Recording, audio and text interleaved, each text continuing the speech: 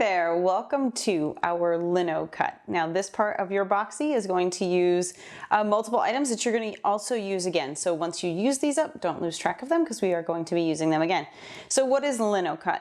Linocut is taking a piece of linoleum like this. Now think like the 1960s linoleum flooring, sort of the same concept. This is a petroleum-based product that you will be using to create your own relief print or print plate, relief print plate. So here is one right here. You can see this one is on white and it is a little tiny spider monkey. This one, you're gonna notice has not anything carved in these areas out here in the back, in that background area, that would print black. So anything that's carved out is going to print white. We're printing the high spots. So this one is in reverse because it's words. And when we would print this one, we'd flip it around. It says we cannot direct the wind. This one, you can tell where it's been carved because there's white lining behind this piece.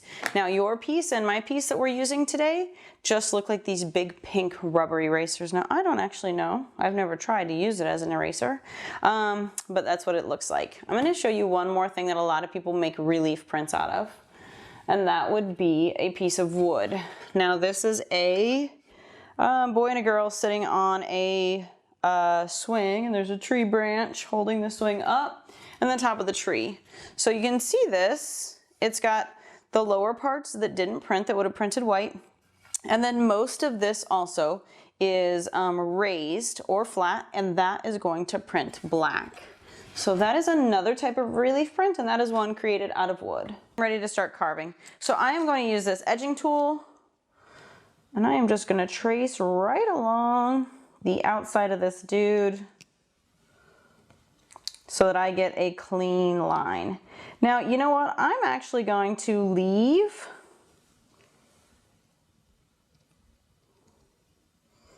my dude sky black.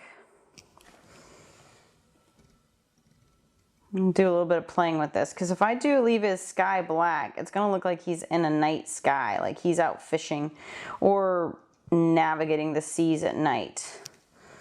So I'm kind of just going around him. All right, there we go. I went around just the top of him. So you can see how easy that is to just go up along the edge of something and put in a hard line. Now I'm going to show you why that's going to make a difference here in just a second.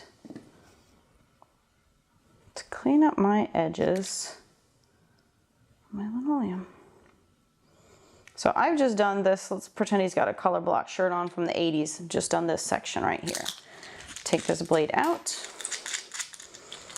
I did not do that handle at all. I didn't go around the edges of it. I'm going to swap out to one of these U blades or a V blade. Which one should I use? I'm going to use a V blade. No, I'm going to use a U blade. I can get more carved out then.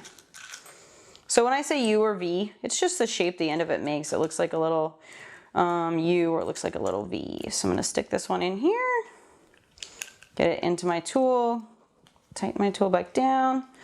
I can pick all of these back up and put them in the storage place in the handle. There we go. Now, just going to set this down, go right along that line because I want to remove that. There we go. And up there. Now you notice that I am just getting up close to this end, and then I'm pulling that out. Why am I able to just get it up close to that end and have it just pull out? Because I took that flat blade and I created that edge so that I carve up to that edge, and then my piece just comes out. There's nothing connecting it to the end once I get it up to that edge. Now I've cleaned up all of my items. I have found some things around my house to print on. I'm going to show you what I have here. Now keep in mind that these are wet and I'm going to trim them down once the ink is dry. So took a piece of paper that I had a marker drawing on and I just printed over top of it. Now I will trim probably within about an inch all the way around and create a border on this guy. I think that's beautiful. That's probably my favorite. This Honey Nut Cheerios ad, I also absolutely adore. So when I frame up this one, I will probably even try to get in the words down here, give your heart a little love. Because this is actually kind of funny to me that the bee is checking out my fisherman. Or my boat captain, whatever he is. Here we go. This was extra watercolor paper I had where I was just practicing some watercolor techniques. I tore it in half so that I could print 2 of them. This was made when I did the background of my, when I was working with some silk screening, my squeegee. I just used some acrylic ink and I created a background, did that. This was a large intro to an article in a magazine. Had a blank white spot here with a large word do, so I did that.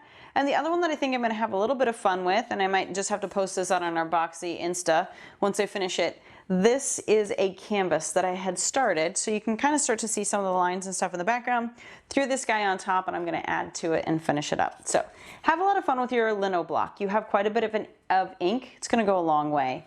Figure out what you can print that lino block on, and we are going to do another lino block project coming up.